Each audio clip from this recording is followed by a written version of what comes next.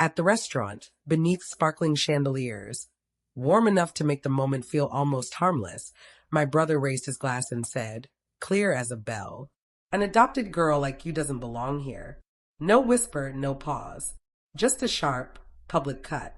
The table erupted in laughter, jagged and scraping like steel on bone. My parents didn't flinch. The server slid a $2,500 check toward me, the leather practically embossed with my name. I didn't argue or flinch. I simply smiled, the kind of smile you wear when there's nowhere left to stand. Then a single word cut through the noise. Wait. My grandfather could silence every laugh in a room with just that one breath. I was 5 when my world split open. Metal on metal, glass scattering across asphalt, voices fading into a high-pitched ringing that never really left me. Florida's Child Services called it an urgent placement.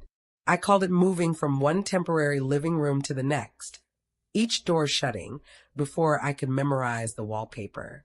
When Linda and Mark Ellis signed the papers, everyone said I was lucky. A family at last. Stability. A home. I was too young to understand that some homes come with price tags and some signatures meant ownership, not belonging. The day I arrived in Coral Gables, Ryan stood in the hallway, arms crossed, studying the small bag of clothes I carried. "That's it," he asked, nudging it with his shoe. "Can she trade for better stuff?" Linda laughed as if it were nothing. "We'll see what we can do." But the only thing she brought back were shirts Ryan had outgrown and a pair of shoes with worn soles. "Use these until we figure things out," she said, already walking away. Use until became the rhythm of my childhood. Chloe barely glanced up from her tablet. "Kids are like loans," Mom told Ryan, as if I weren't 3 feet away. He nodded, satisfied. Their rooms gleamed with new posters, bedding, and gadgets. Mine had a single dresser smelling faintly of someone else's perfume, and a mattress softer in the middle, where another child had slept before me. In grade school, I learned to measure my worth by absence. Field trips Ryan went on were too expensive for all 3 kids. Chloe had custom recital outfits. I got a plastic bin of hand-me-downs from neighbors, not family. My straight-A report cards were pinned to the fridge's side, facing the wall, while Ryan's soccer trophies took up an entire shelf. At family dinners, I was always seated one spot from the end, close enough to pass dishes, far enough to be edited out of photos unnoticed. Linda called it a habit, naturally angling the camera toward her biological children. "Smile a little less," she once told me. "It throws off the composition." By middle school, Ryan had developed his routine. At family gatherings, he'd lift his glass, water, soda, anything, and address the real Ellis kids. Chloe would snicker. The adults pretended not to notice. I learned to keep my eyes glued to my plate and wait for the moment to pass. College only made the distance wider. Ryan toured private universities with a counselor. Chloe got help polishing every application. When I printed my acceptance letters, Linda flipped through them like unpaid bills. "A 2-year program is more realistic," she said. "We can't afford more. You understand." But I was never included. I worked late shifts shelving merchandise, paid my tuition myself, and walked across the graduation stage with no Ellis in the audience. The seat that was never meant to be filled stayed empty. Still, I stayed quiet. Still, I tried. I brought home freelance jobs, built a career using borrowed laptops and public Wi-Fi. Every accomplishment I shared dissolved into comparisons. Ryan's latest milestone, Chloe's growing following. My wins became background noise, a hum they could talk over. Looking back, the pattern is clear now. Every door closed just subtly enough to feel accidental. But that night at the restaurant, when laughter rose over my brother's words, I felt that pattern crack for the first time. It didn't sink. It broke. It started quietly, weeks before the dinner, almost politely, like the way an eraser works. I was in the living room holding a printout of my newest contract, an amount I had worked years to earn. $50,000. More than any of them knew I could make. "Good for you," Linda said, already turning to Chloe, who was fussing with the lighting for another sponsored post. "Honey, tilt your chin. That's it. Beautiful." My news evaporated from the room unnoticed. Later, I walked down the hallway, past what they called the family gallery. Frames arranged perfectly, chronicling birthdays, recitals, graduations. Ryan in his cap and gown. Chloe cutting the ribbon at her dance recital. Mark and Linda holding them, candles glowing behind. I scanned for myself, though I knew better. Not a single photograph. 22 years, and I wasn't in a single captured moment. At dinner the next Sunday, the imbalance was sharper than ever. I tried again, casual tone, small smile, mentioning a potential long-term client. Mark nodded, then turned to ask Ryan about his workout routine. When I spoke again, Chloe lifted her phone and angled it to crop me out of the frame. A practice motion, smooth, almost elegant. It wasn't the first time I'd been excluded, just the first time it didn't sting. Numbness has its own temperature, quieter, heavier.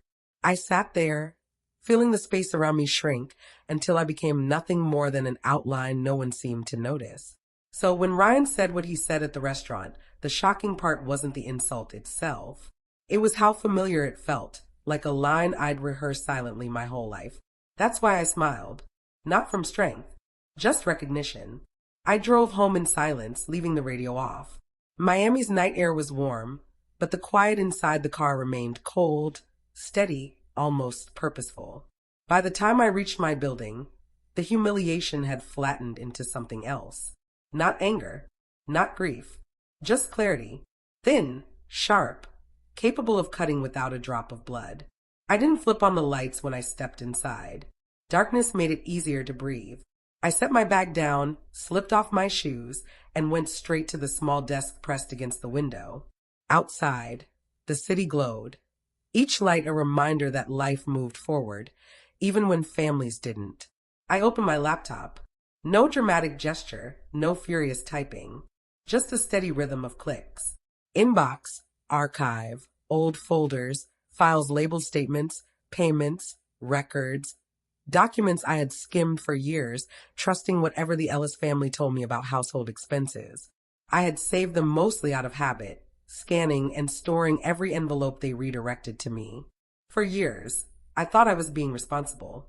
That night, I realized I had been collecting evidence. I pulled the first stack onto the desk. Withdrawals, transfers, amounts that didn't match the stories I'd been told. I built a spreadsheet, color-coded by decade, a line for every year since I'd arrived at the Ellis home, a column for who benefited, another for what had been taken. Each row filled itself slowly. Tuition for Ryan's private school, Chloe's extracurriculars, renovations on the Coral Gables house. The trust my biological parents had left behind had been treated like a fountain meant only to water the Ellis garden. I didn't flinch. My fingers moved across the keyboard as if they already knew the destination. Somewhere between the 50th and 60th line, the coldness sank deeper, a calm unlike anything I'd felt before. Not defeat, but arrival. Around midnight, I printed the documents. The cheap home printer wheezed mechanically, a sound that fills rooms where people live alone. I laid the sheets on the table, one by one, in chronological order, until 2 decades of borrowed futures stretched across the wood like a timeline. At the very end, I placed the last object I had from my early childhood. A small photo of me at 6, standing outside a foster home whose name I barely remembered. My hands hung stiff at my sides. My face felt uncertain, as if waiting to see whether anyone would call me back inside. I set the picture down, not in mourning, but as a marker, the start of a pattern. A gentle knock pulled me from the table. 3 slow raps. Harold. He didn't wait for me to open the door completely. He stepped in, glanced at the papers, and exhaled the kind of breath people release when a truth they've carried alone is finally shared.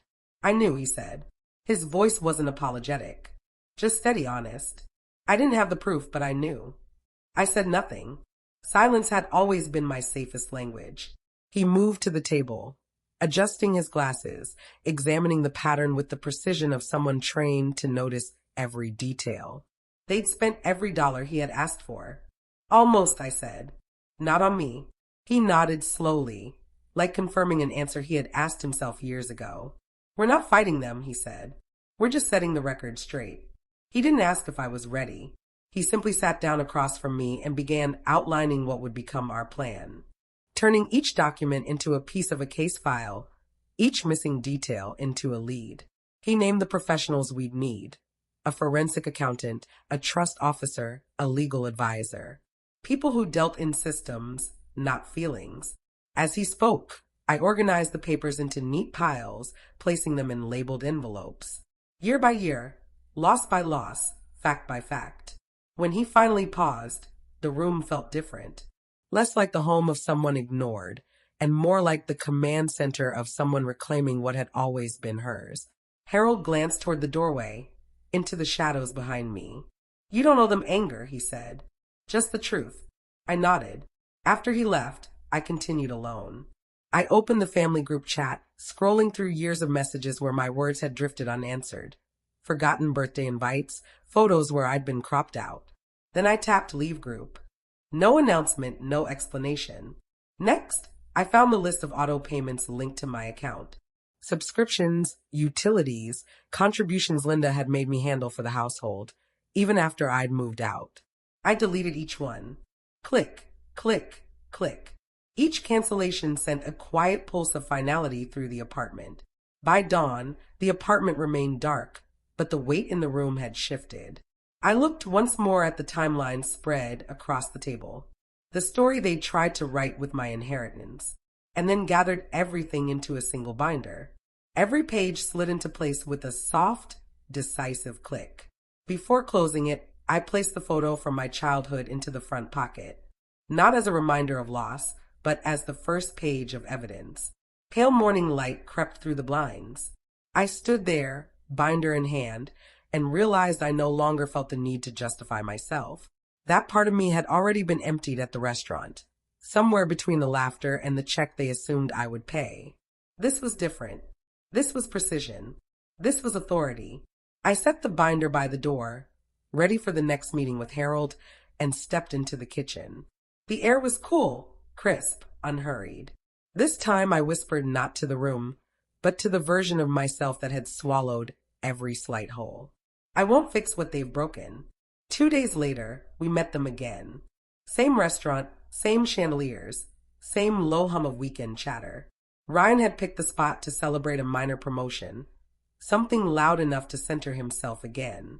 They had no clue Harold had specifically requested my presence. They had no idea what he carried in the leather folder pressed beneath his arm. I arrived last. Ryan smirked when he saw me, like the memory of his insult still gave him satisfaction. Chloe adjusted her phone case, checking angles for a reel she planned to shoot. Linda and Mark sat straighter, performing warmth they never reserved for me. The server poured water. Silverware clinked softly. Nothing about the moment gave them warning. Harold waited until the plates were set. Then he pushed his chair back slowly, the scrape of wood against tile tightening the air around us. "Before you order," he said, "we need to address something." Ryan rolled his eyes. "Grandpa, can this wait?" "No," Harold said. "It cannot." He placed the leather folder on the table. The thud alone was enough to quiet a few nearby conversations. Mark's smile thinned. "Dad, what is that?" 22 years, Harold said. "Documented. Verified." He opened the folder and slid out a stack of papers. Audit results, trust statements, the timeline I had painstakingly built. They looked ordinary on the table, harmless even. But the effect was instant. Linda's fingers trembled before she even touched them. "I spoke with the trust officer this morning," Harold continued. "Every withdrawal traced, every payment accounted for. Not a single dollar used for the child. It was meant to protect her." Ryan snorted. "Oh, come on. That trust was practically family money." Harold looked at him like he was seeing him clearly for the first time. "Family money does not mean stolen money." Chloe quietly began recording, tilting her phone low.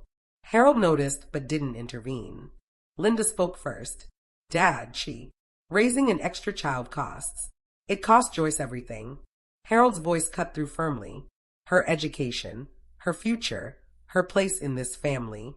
The table went silent. Then he reached into the folder again, pulling out a single document. Thick paper, embossed seal, fresh signatures, and placed it in the center. "This," he said, "is my revised will." Ryan froze mid-breath.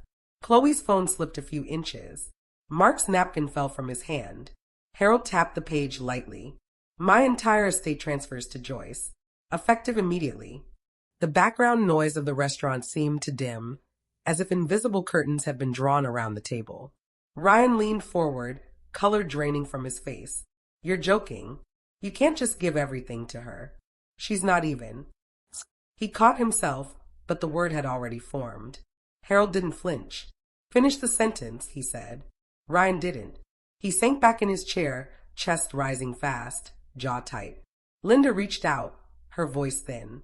Dad, please consider the optics. Think about what people will say. I'm thinking about what you did, Harold replied, and about what she endured. He set his phone on the table, pressed a button, and spoke calmly.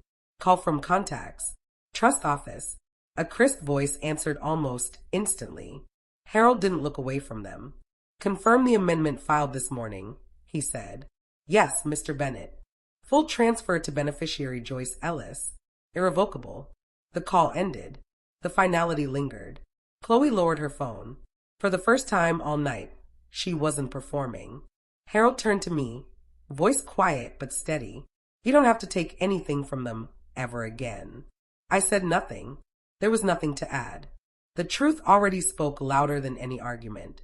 Across the table, their silence no longer held power. It carried consequence. The morning after the will was finalized, Miami felt different.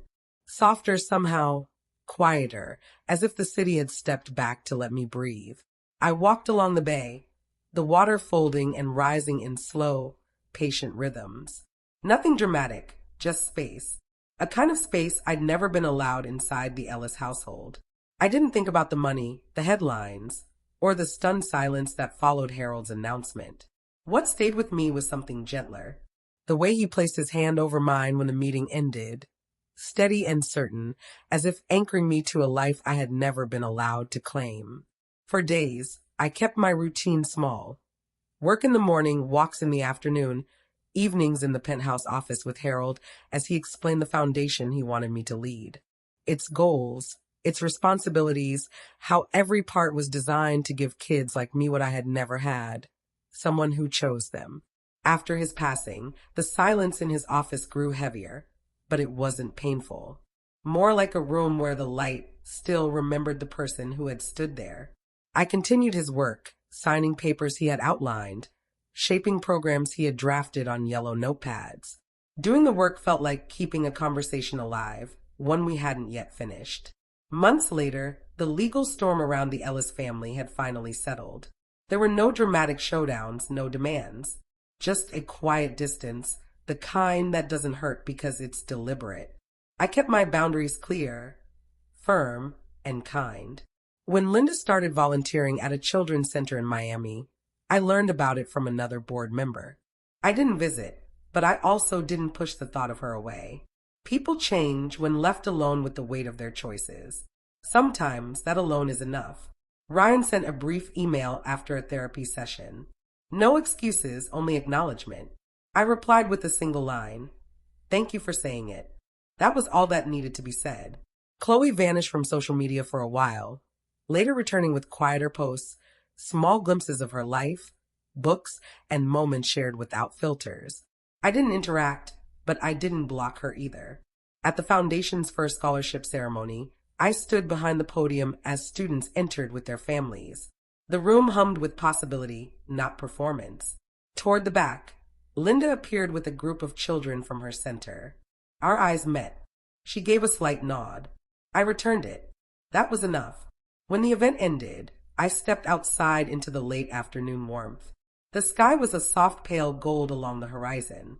I let the air settle around me, steady and gentle. Nothing like the harsh lights of restaurants that once made everything feel colder.